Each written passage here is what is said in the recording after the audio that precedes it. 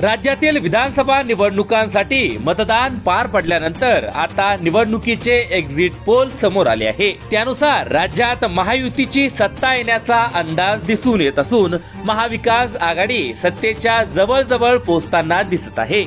त्यामुळे यंदाच्या निवडणूक निकालानंतर महायुती व महाविकास आघाडीशिवाय अपक्ष आणि इतर पक्षांच्या विजयी उमेदवारांना देखील अधिक महत्त्व येऊ शकते। एक्झिट पोलच्या सर्वेक्षणातून राज्यातील विभागीय निकालाचाही अंदाज वर्तवण्यात आला आहे। त्यामध्ये मराठवाड्यात भाजप आणि महायुतीला चांगलाच फटका बसू शकतो। मराठा आरक्षण लढ्याचं केंद्रस्थान राहिलेल्या मराठवाड्यात लोकसभेनंतर विधानसभेतही जरांगे फॅक्टरची हवा पाहायला मिळू शकते।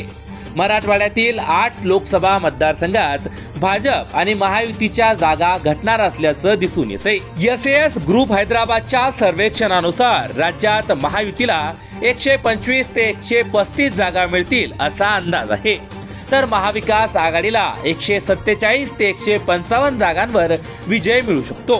त्यामध्ये मराठवाड्यातील 46 जागांपैकी भाजप महायुतीला 14 ते 15 जागांवर विजय मिळण्याची शक्यता आहे।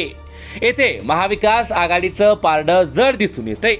महाविकास आघाडीला मराठवाड्यात 30 ते 32 जागांवर विजय मिळेल अशी शक्यता वर्तवण्यात आली आहे। त्यामुळे भाजप महायुतीला मराठवाड्यात फटका बसेल असंच या सर्वेक्षणातून दिसून येते।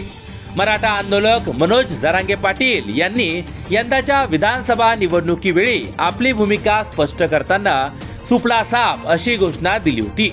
त्यामुळे मतदानाच्या दिवशीही सुपला साप ही घोषणा चांगलीच चर्चेत ठरली।